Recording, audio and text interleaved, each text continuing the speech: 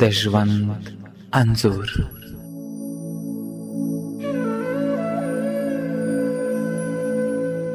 د ژوند انځور. د ژوند انځور.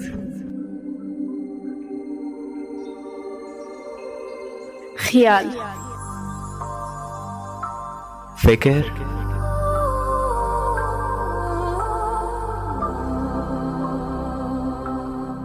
او د ژوند انځور د ژوندون پر څپو.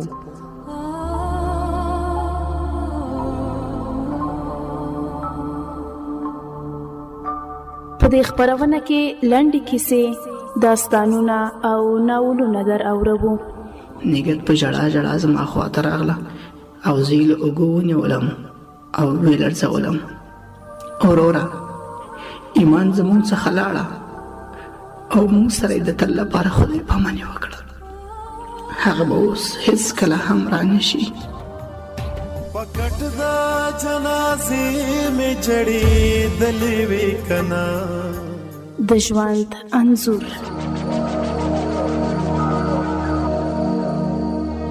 د ژوند انځور. هره چهارشنبه د شپې 9 بجې.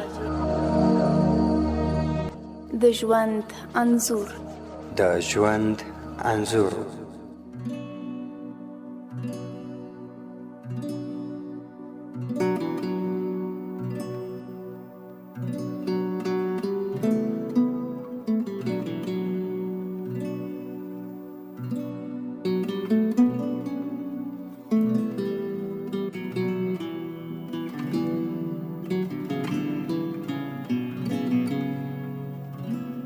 د ژوندون رادیو قدرمن اورېدونکو په سلامونه کې هیلې مو هرکلی کوم.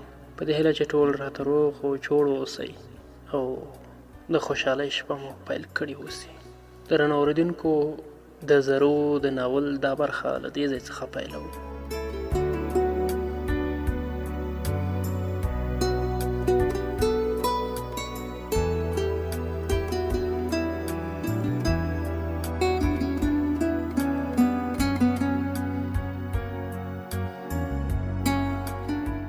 دریم ته هم خدای لویه رسوایي ور واړوله.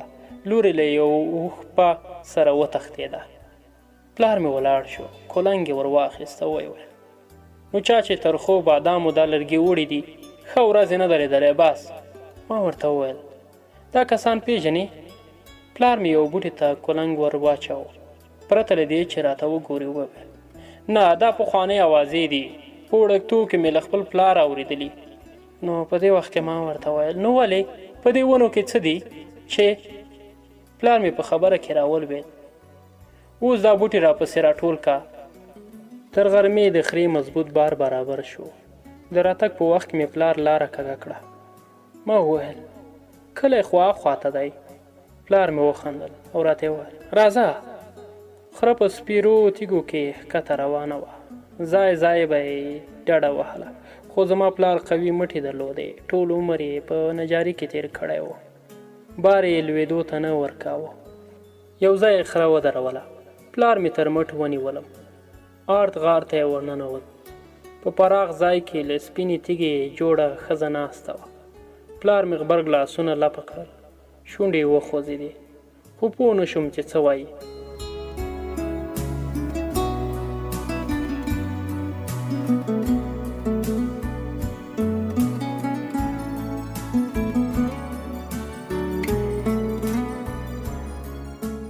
وروسته زما له اوږې سره خپل څنګل وجنګوله. ورو مې وکتل. په اشاره یې پوه کړم چې دعا وکړه. وار له واره مې د روزي ګل نوی بایسکل سترګو ته ودرېد. ومې ویل خدایه، روزي ګل له بایسکله خلاص کړې. روزي ګل زموږ همزولی و. مکتب ته به یو ځای پلې سره وتلو، خو وروسته یې پلار نوی بایسکل ورته واخیست. کله چې به تر موږ تیر شو نو له روان بایسکله به یې پښه وغځوله. د بوټ پونده به یې د لارې مړو خاورو ته سیخه کړه. ټول ماشومان به پولې ته وختل. پلار مې تر مټ ونیولم. ویل د ښځې تر مخ د جامو مینځلو تش وینې. لاندې مې وکتل. سپینه ډبره د کاسې په څېر جوړه شوې وه. پلار مې ویل سلګونه کاله پخوا همدې ښځې دلته جامې مینځلې. یو دم کفار ور باندې راغلل. ښځه په خپل عزت وویرېده. خدای ته یې لاسونه پورته کړه. د د نازولو بندګانو دعا ژر قبلیږي. ښځه په تیږه بدله شوه. پلار مې پر اوږو سوک راکړ. اوس پوه شو چې په دې غره کې د بادامو د وچې لرګی ولې څوک نشي وړلی. د خدای د دې نازولې له ښېرې څخه ویریږي. شاوخوا مې وکتل، پر یو هواره تیږه غوړ مات شیطان څراغ او څو خیرن زاړه بوتلونه پراته وو. پلار مې وویل دې ځای ته هندوان هم احترام لري. بس یوازې څو کاله مخکې لا دلته هندوان او سکان راتلل. دیګ به یې کاوه، وروسته به یې د شړشمو په تیلو څڼې غوړې کړې، دایره به یې جوړه کړه، تر شیطان څراغ به راګرځېدل.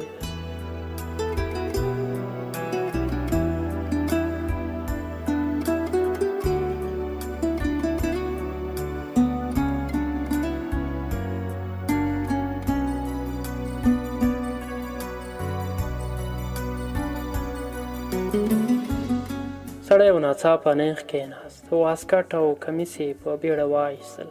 کمیس یې ټک واهه، وړه څرمښکۍ پر ځمکه ولوېده. سړي وخندل، له غونډله مې زړه چوي. بېرته یې کمیس واغوست، خو واسکټ یې تر سر لاندې کړ. طوطي ته یې وکتل او ورته یې وویل هغه مجسمه مې بیا ونه لیده. زموږ له سیمې لرې وه. د پښو 3-4 ساعته مزل یې غوښت، خو له کوچیانو به خبرېدم چې مجسمه په خپل ځای ولاړه ده. ان طالبان د بودا مجسمې ړنګه کړه، خو د شیر د غره د مجسمې ته یې څه ونه ویل. خو د کرزي حکومت په 5-6 کال خبر شوم چې چا له بې خاره کړې ده.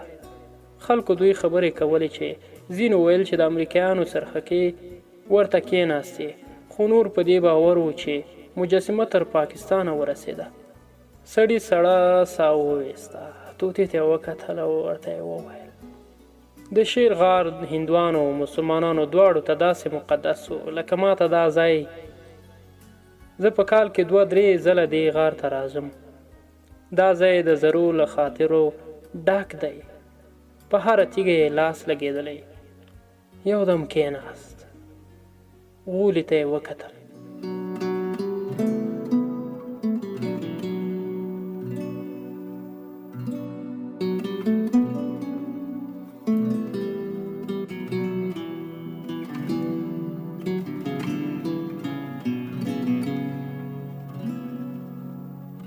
طوطي ته وویل طوطي زرو به همدلته ګرځېده، په خاوره کې به یې اوس هم پلونه پاتې وي. هغه تیږه وینې ولې به یې ورته لګولې وې، خبرې به یې کولې، خندلې، خندا به یې په ولاړو تیږو ولګېده، انعکاس به یې وکړ، بېرته به راوګرځېده. دا غار ډېر بختور دی، د زرو خندا یې اورېدلې ده. راځه. سړی په بیړه ولاړ شو. طوطي تر وزره ونیو. طوطي کریجه کړه. سړي واړه غاړه ته ننوت. ویې ویل په اوبو کې څاڅکو لوېدو غږ اوري. د ګیدړې بچیان وچونګېدل. سړي وویل د چت پر سر لږ پورته یو چینه بهیږي. دا څاڅکې د همغې چینې زم دي. زرو به چینې ته نه تله، بس چې تږې به وه دې څاڅکو ته به یې خوله ونیوله. ما هم ترې زده کړل، خو د زرو پیښې مې نه شو کولی.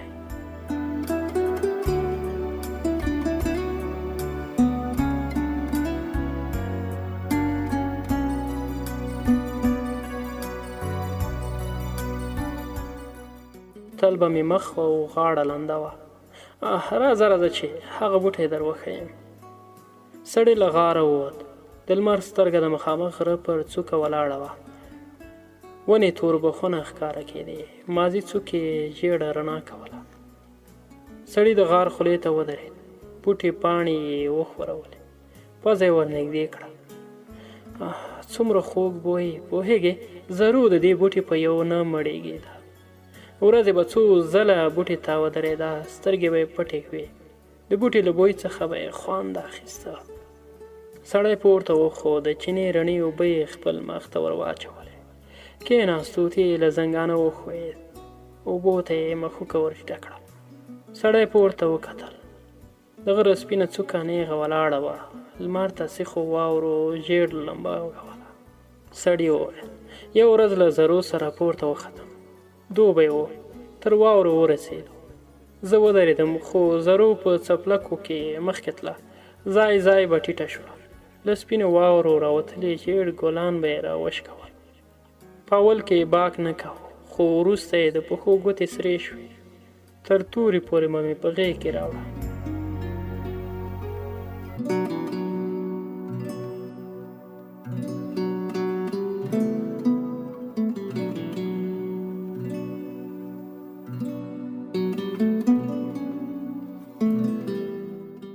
سړی یودم وخندل. آه توتي، د زرو خندا دې نه وه ولیدلې. زړه یې له بیخه ایسته. پوهېږې زرو مې په لومړی ځل 2.5-3 کاله مخکې ولیده. ما د کړکۍ لپاره د لرګي اره کاوه. یو ماشوم چیغه کړه. ورو مې کتل. 9 یا 10 کلن هلک و، په حویلې کې یې منډه وهلې. په خپل سر ورمېږ ته یې څپېړې نیولې وې. په منډه کوټې ته ننوت. سر مې پسې ونه ګرځاوه. بیرته مې اره راواخیسته. خو شېبه وروسته مې د یوې نجلۍ خندا واورېده. ښکلې خندا، زړه یې له بیخه ایسته. ورو مې وکتل. د کوټې له وره لومړی یو ځوان نجلۍ راووتله، بیا څپلکه پسې راغله. نجلۍ سر ټیټ کړ. څپلکه د غواوو پښو ته نږدې ولګېده. نجلۍ په کړکۍ کې ودرېده. په خندا یې وویل: چینجیه، پړسېدلې پزه دې وخورې.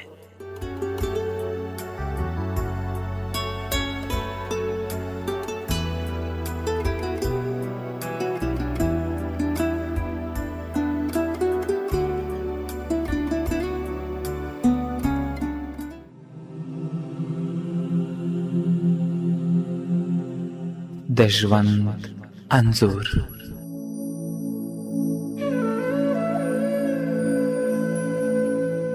د ژوند انځور. د ژوند انځور.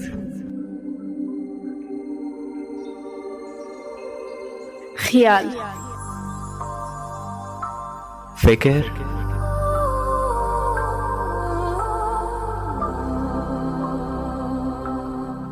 او د ژوند انځور د ژوندون پر څپو.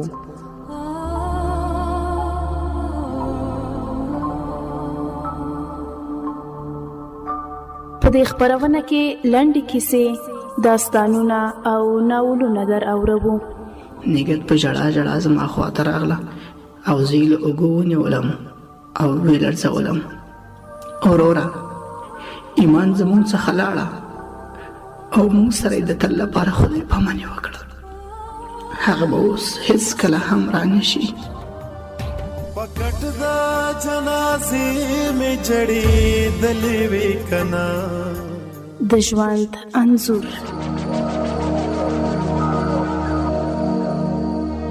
د ژوند انځور.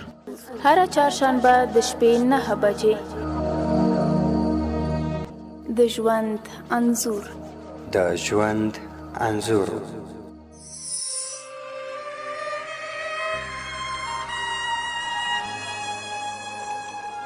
آرامې شېبې. آرامې شېبې. په دې خپرونه کې اړیکې ونیسئ او آرامې سندرې واورئ. خپلو یارانا سړی له ژوند تباه کوي. مې دلبري نه دلداري وکړه،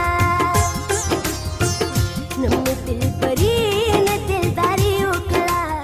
آرامې شېبې له شنبې تر سې شنبې. همدا اوس اوس اوس اوس اوس همدا اوس به شراب اوس کم په نهره. همدا اوس به د ماښام کمه سهاره. همدا اوس به د ماښام کمه سهاره. د شپې له 10 نه تر 11 بجو په ژوندۍ بڼه آرامې شېبې.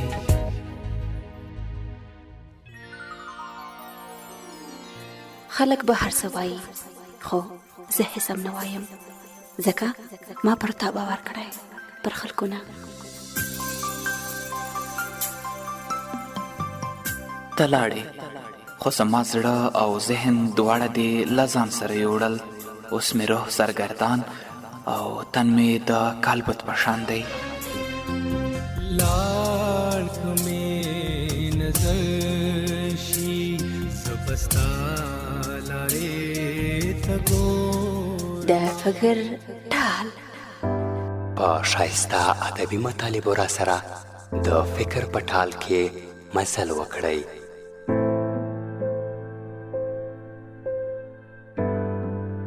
د فکر ټال هر چهارشنبه د شپې 10 بجې او بیا ځلې هر جمعه د ماښام 6 بجې. د فکر ټال.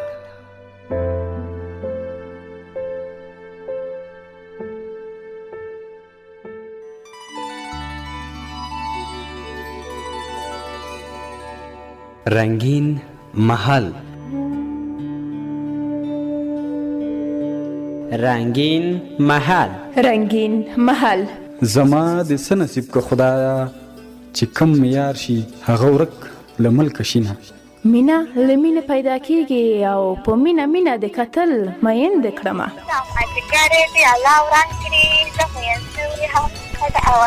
پرون یې پټ په دیدن موړ کړم، نن له دیدنه پټېده چې خوب راځي نه. واه مسافر یار راشه تر څو به زه ستا انتظار کې ناسته یمه.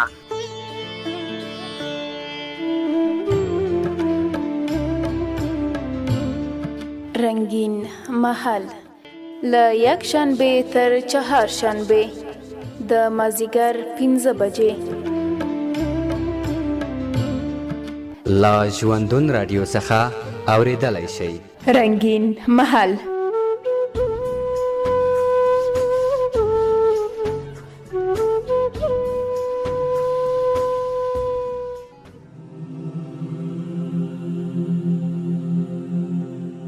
د ژوند انځور.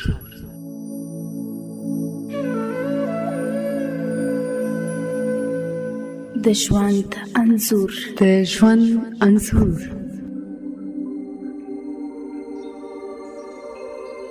خیال. فکر.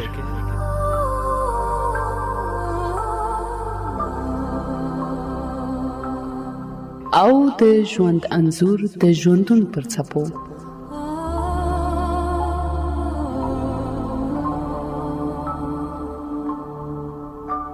په دې خبرونه کې لنډې کیسې، داستانونه او ناولونه در اورو.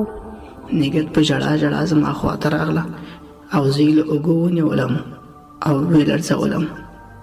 وروره ایمان زموږ څخه لاړه او موږ سره د تل لپاره خدای پاماني وکړه. هغه به اوس هیڅ کله هم رانشي. پکټ دا جنازې مې جړې دلې وې کنا. د ژوند انځور.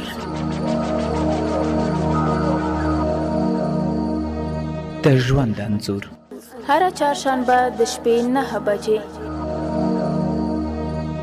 د ژوند انځور. د ژوند انځور.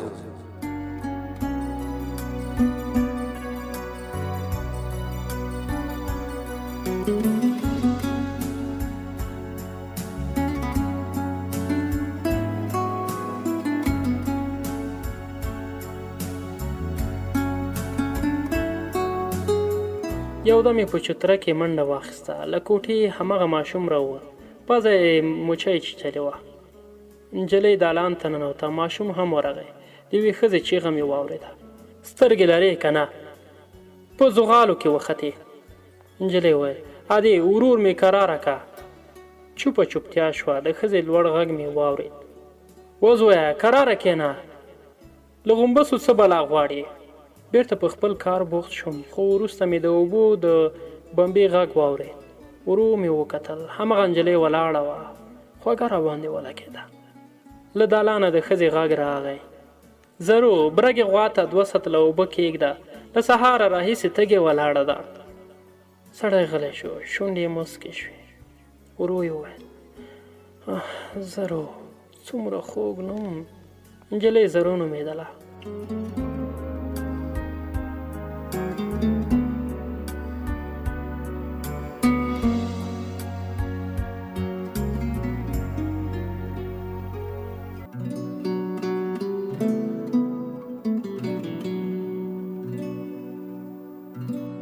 د زرو نیکه په خپل پخوانی کور کې نوې کوټې جوړې کړې وې. 4 خونې، 3 تشنابه، دهلیز او د اور ځای.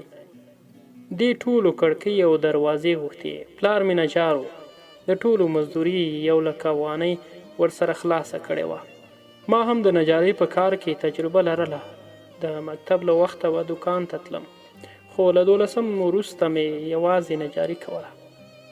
پلار به مې هم کله کله د نجارۍ نوي فرمایشونه راوړل. کوم وخت چې په کار را باندې ډیر شو، لاس به یې راسره وړو. ګزاره کېدله. 2 تنه وو، زه او پلار. د مور مې کلونه مخکې زړه ودرېد. مشر ورور مې له طالبانو سره د جنگ لومړی خط ته لاړ، مړی ژوندی غیب شو. کشر مې هم په وړوکوالو کې شنې غاړې ونیو. تر ډاکټره ونه رسېد. بس زه او پلار پاتې وو. تر کوره په سارا خوشحاله وم.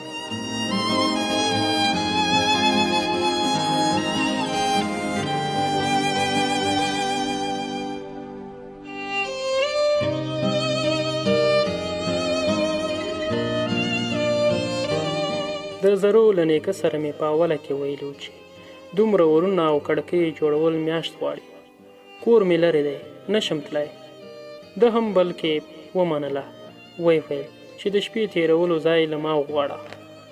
په اول ماښام یې جومات ته بوتلم. زړه مې ولړزېده. 8 متره توره کوټه وه.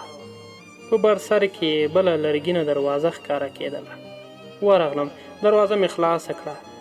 د فرضو ځای و. څراغ مې ورته ونیو. محراب په تورو دیوالو کې سپین ښکاره کېده.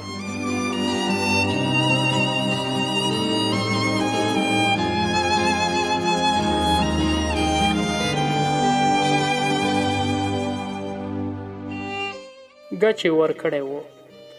بیرته د سنتو ځای ته راغلم. زړې توشکې هوارې وې. له سره زاړه فرش نه نمجن بوی ولاړېده. د څراغ پلته مې لوړه کړه. پر چت لوګی وهلی تور لرګی پراته و. له پورته د غڼو زارې را زړېدلې وې. مخصوصا همغه ماشوم ډوډۍ راوړه کوم چې غومبس ورپسې اخیستی و. د پزې پړسو بېلا نه و ناست. د نوم پوښتنه مې ترې وکړه، خو ماشوم کاسه کېښوده او په ویره له جوماته ووت.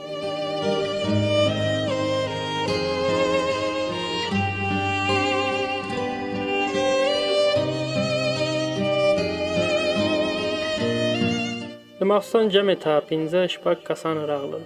زه هم په قطار کې ورسره ودرېدم. 4 رکعاته لمونځ مې په آرامۍ سره ادا شو. خو په سنتو او وترو کې د ځمکې د ربا خطا زنګنو د لګېدو وار نه کېده. 9 رکعاته وروسته یوازې ملا صاحب پاتې و. هغه هم لنډه دعا وکړه او له جوماته ووت. اوږد وغځېدم. وروسته مې د وره د خلاصېدو غږ واورېد. ماشوم و. ګیلاس او چای جوش یې کېښود. د نوم پوښتنه مې ترې وکړه. ماشوم په پټه خوله دسترخوان ټول کړ. لیندۍ ته مې پام شو. ربړ یې د ماشوم د تخرګ له جیبه راوتلی و. د هغه د خوښې خبره مې راواخیستله.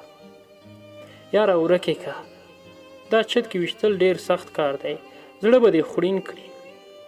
ماشوم نیغ راوکتل. دسترخوان یې پرېښود. ومې ویل ما رنګارنګ مرغان ویشتلی دي، خو چت کې ټوپونه وهي. تر اوسه د لیندۍ تیږه نه ده ورسېدلې. د ماشوم سترګې وځلېدې. په خوند یې وویل چت کې نو څه شی دی؟ همدا نن مې له ونې ښکته راوغورځاوه.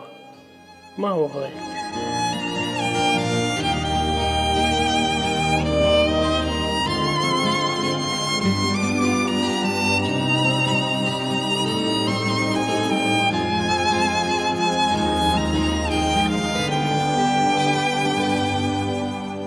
ستا لیندۍ به اس کوي. ماشوم په بیړه لیندۍ راواخیسته. څراغ ته یې ونیوله. کش یې کړه. ویې ویل ارزانه لیندۍ هم شته، خو په دې مې 12 ګونه ورکړي دي. لیندۍ مې ترې واخیسته. کش مې کړه. ومې ویل اصلي ده، سور ربړ زر نش کېږي. ماشوم په خبره کې راولوېد. مخکې به مې د بایسکل له ټوپه لیندۍ جوړوله، خو وار یې مړ وه. تیږه به تر مرغانو پورې نه شوی رسولی. غلی شو. لیندۍ یې رانه واخیسته. په خوند یې وویل شین توپي دې ویشتلی ده؟ ما ورته ویل نه. شین غاړی؟ نه. تنده یې تریو شو. نو ته هم ځان ته ښکاري وایې، تا څه ویشتلی دي؟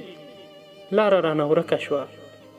ما هیڅ هو رښتیا زموږ په کلي کې خړې مرغۍ ډېرې دي.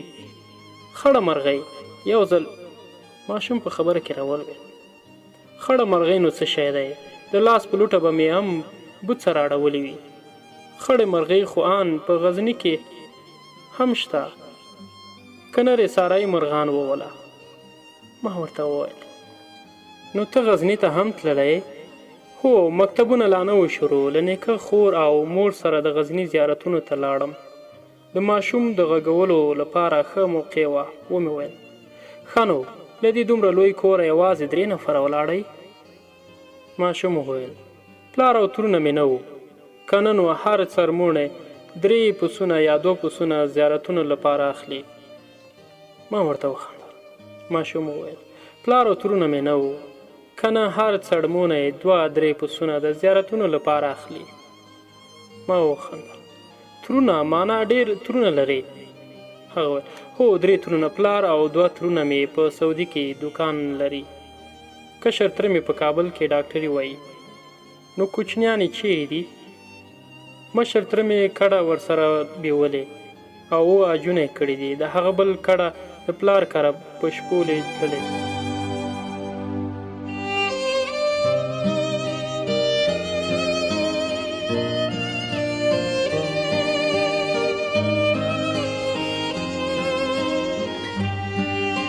ما ورته ویل نو کوچنیانې چیرې دي؟ هغه ویل مشر تره مې کډه ورسره بیولې او 2 عجونه یې کړي. د هغه بل کډه د پلار کره په شپو تللې. کشر تره مې لا تر اوسه واده نه دی کړی. نو هغه کوچنی ماشومان دی څه کېږي چې په سرای کې ګرځېدل؟ هغه وویل 2 مې ورونه دي. ما ورته وویل ښه ده چې په کور کې مو جنکۍ نشته. په دې وخت کې د ماشوم تندی تریو شو. ولې نشته؟ یو مشره خور لرم، نن مې جنګ ورسره وکړ. پزه مې نه وینې؟ موچې وچیچلم خو دې راپورې خندل. ماشوم کاسه ور واخیسته او له کوټې ووته.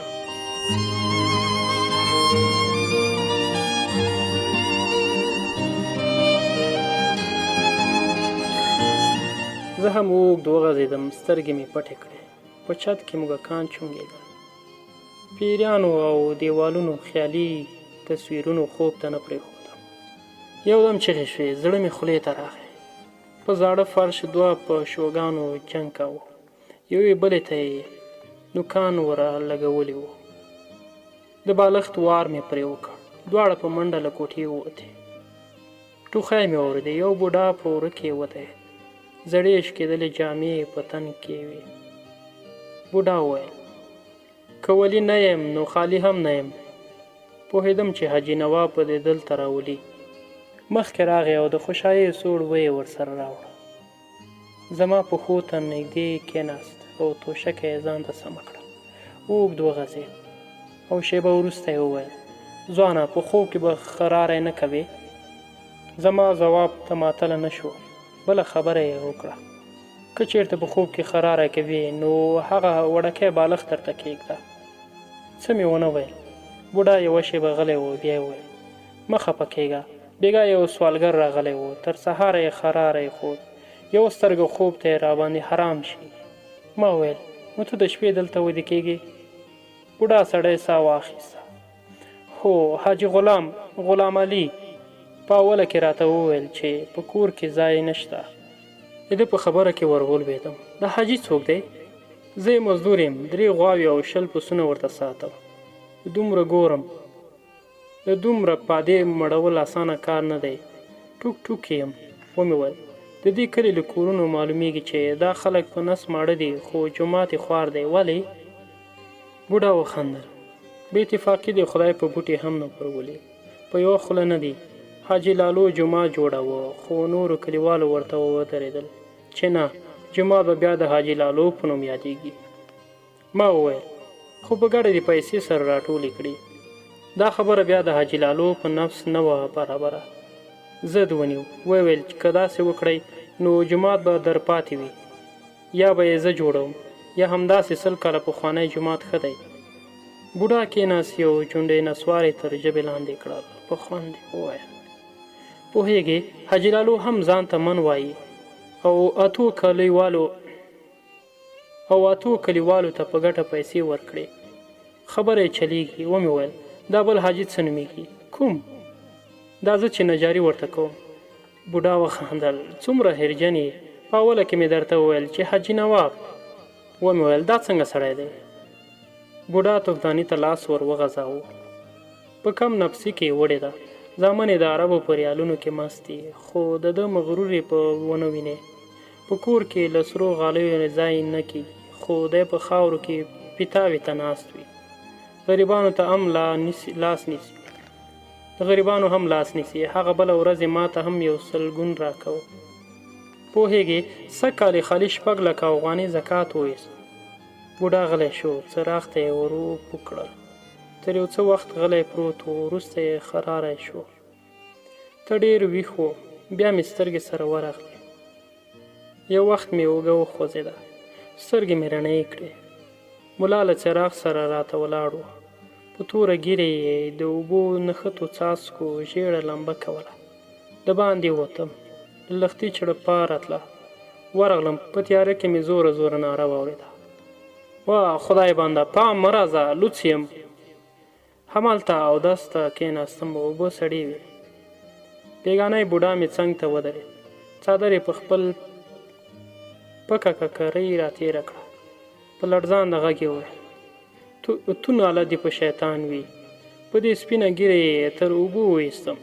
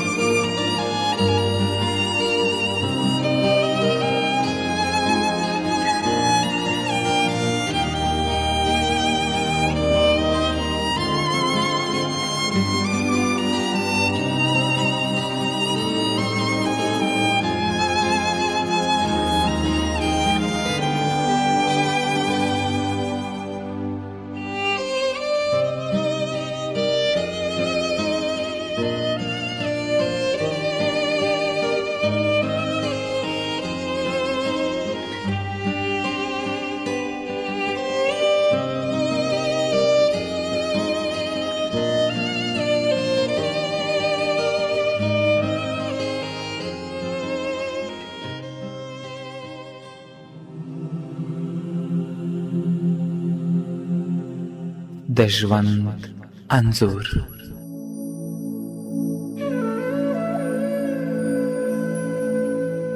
د ژوند انځور. د ژوند انځور.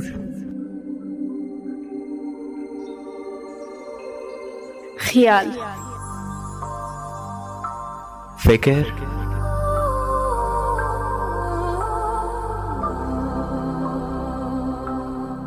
او د ژوند انځور د ژوندون پر څپو.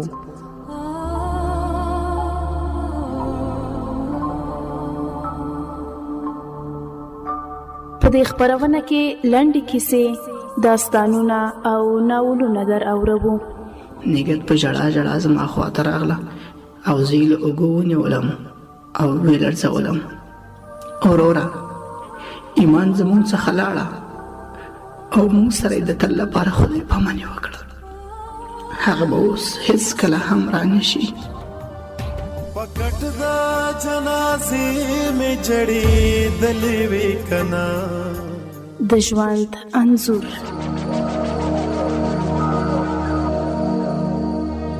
د ژوند انځور هر چهارشنبه د شپې 9 بجې د ژوند انځور د ژوند انځور